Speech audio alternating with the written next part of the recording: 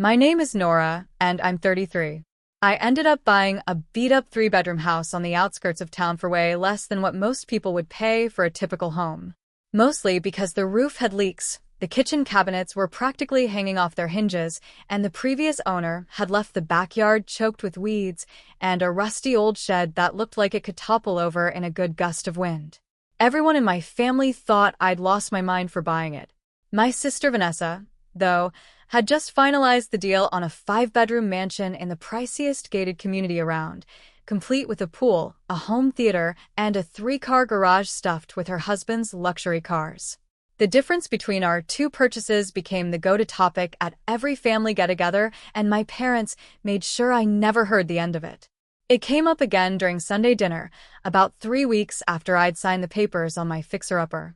We were all at the table, and my mom was flipping through photos of Vanessa's new place on her phone, showing them off to my aunt like she was curating a gallery exhibit. When she landed on a shot of the marble countertops in Vanessa's kitchen, she glanced over at me and let out a laugh. "You'll never have a home like your sister's," she said, shaking her head like it was just some plain, obvious truth of life. My dad, seated at the head of the table, gave a little nod without even glancing up from his plate. "She's right, Nora. Some people just set their sights higher." I felt my face flush, but I kept quiet. I'd figured out long ago that trying to argue with my parents about anything involving Vanessa was a lost cause. Vanessa, naturally, couldn't help but jump in. She leaned back, twirling her wine glass, and flashed me that smirk she'd been giving since we were kids, the one that made me feel about 2 feet tall. "You're just jealous, right?" she said, loud enough for the whole table to hear. A few relatives chuckled. I forced a smile and steered the conversation elsewhere. But that night, driving back to my crooked little house with its creaky front porch, I couldn't shake the moment from my head. I wasn't jealous. I'd chosen this house on purpose. I'd spent months digging into the neighborhood, the soil, the property lines, and the permit records before I ever made an offer. Because unlike my sister, I don't buy things just to show off. I buy things because I know exactly what I'm getting into. You see, what my family didn't realize was that I work in county code enforcement. My job is reviewing zoning violations, building permits, and property disputes day in and day out, and I'm pretty good at it. Good enough that I'd spotted something off about Vanessa's neighborhood months earlier, back when she and her husband Desmond first started shopping around. That development had been built on reclassified wetland, and the builder had rushed inspections through a permit loophole that was still under state investigation. I hadn't mentioned it to Vanessa at the time, because it wasn't really my business. And honestly, a small, petty part of me wanted to see how it would all unfold. A week after that dinner, I decided to invite Vanessa over for tea. I told her I wanted to show off the progress I'd made, the new flooring I'd put in myself, the kitchen I was slowly piecing back together cabinet by cabinet. She agreed, though I could tell from her tone she was mostly coming to gloat, to see my little fixer-upper in person so she'd have fresh material for the next family dinner. She arrived right on time, dressed like she was off to a country club, her heels clicking against my gravel driveway as if she couldn't believe she had to walk on it. The second she stepped through my front door, before she'd even taken off her sunglasses, her phone started buzzing violently in her purse. She pulled it out, annoyed, and answered it right there in my half-finished living room. I watched her face shift in real time, the smugness draining out of her like water from a cracked pipe. Her eyes went wide, her hand flew to her mouth, and then she was shouting into the phone so loud the sound echoed off my bare drywall. "You need to get here now," she yelled. And I knew, standing there in my kitchen with a teapot in my hand, that whatever was happening on the other end of that call was about to flip everything my parents thought they knew about who'd made the smarter investment. Vanessa's hands were trembling so badly, she nearly dropped her phone. She hung up and turned to me, her face pale beneath her makeup, and told me the county had just issued an emergency evacuation order for her whole neighborhood. The call had come from her neighbor, Rosalind, who said inspectors and engineers were swarming the development, putting up caution tape around several homes, including Vanessa's. I set the teapot down slowly, my heart pounding, because I knew exactly what this meant. The wetland violation I'd flagged months ago had finally caught up with the builder, and it hadn't just triggered a fine or a warning. It had triggered a full structural safety investigation. Vanessa didn't even say goodbye. She bolted out of my house, her heels sinking into my gravel driveway, and sped off toward her neighborhood without a second glance. I followed in my own car about 20 minutes later, partly out of concern and partly because, as a county employee, I had a professional duty to see what was going on. When I arrived, it was chaos.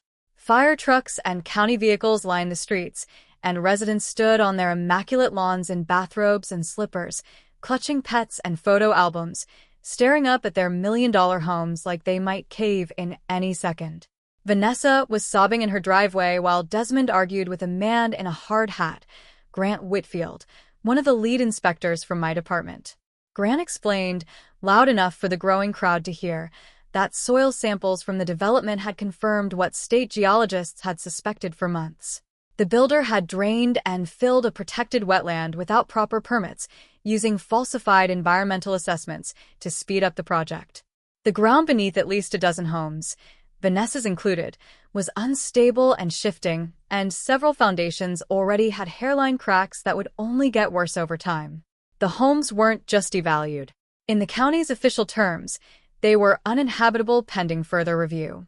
Vanessa's 5-bedroom mansion, the one my mother had bragged about for weeks, the one that had made me feel small every Sunday, was now sitting on land the state considered a liability. My parents arrived not long after, having rushed over the moment Vanessa called them in hysterics. I watched my mother's face as she took it all in, the caution tape, the cracked driveway pavers, the neighbors crying on their lawns, and for the first time in my life, I saw her completely speechless. My dad kept asking Grant the same questions over and over, as if repeating them might somehow change the answer. But Grant calmly explained that the homeowners would likely face a long legal battle against the builder, months of relocation, and property values that could take years to bounce back, if they ever did. Engineers were already talking about which homes might need to be condemned entirely. That night, my parents came to my house, the same fixer-upper they'd mocked just weeks earlier, because Vanessa's place wasn't safe to stay in, and they had nowhere else close by to gather. I made them tea in my slowly renovating kitchen, the same one my sister had rolled her eyes at, and I calmly laid out what I'd known for months. I told them how I'd reviewed the permit history before I ever put an offer on my own house, how I'd chosen land with a clean environmental record, stable soil, and full documentation, precisely because I understood the risks of cutting corners. My mother sat in stunned silence, staring at her tea, while my father finally admitted he might have underestimated what I actually did for a living and what it meant to build something with real foundations instead of just flashy appearances. In the weeks that followed, Vanessa and Desmond were forced into a rental while their case against the builder worked its way through litigation, a process experts warned could take years and might never fully restore what they'd lost. My little fixer-upper, meanwhile, kept getting better one weekend at a time. I finished the kitchen cabinets myself, refinished the hardwood floors, and even fixed that leaky roof my mother had once laughed about. Now, whenever I host a family dinner, and I always do the hosting, my parents look around at the home I built with my own hands on solid ground, in a genuinely safe and well-researched neighborhood. And I can see it in their eyes. They finally get it. Owning a home isn't about size or granite countertops or how impressive it looks from the curb. It's about the ground beneath you and whether it can actually hold you up when everything else starts to shake. If this story hit home for you, if you've ever been underestimated by the people who were supposed to believe in you most, do me a favor and hit that subscribe button right now. I share stories like this one every single week, real, raw, and full of the kind of justice we all wish we could see in our own lives. So make sure you're subscribed and turn on notifications so you never miss the next one. Thanks for watching, and I'll see you in the next one.